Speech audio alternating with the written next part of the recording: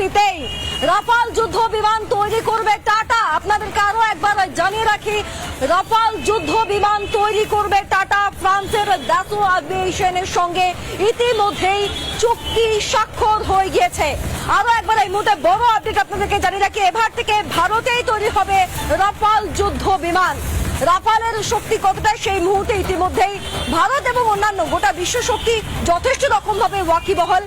সেই রাফাল এবার আর অন্য কোথাও নয়, তৈরি হবে দেশের মাটিতেই, ভারতের মাটিতেই তৈরি হবে রাফাল যুদ্ধ বিমান।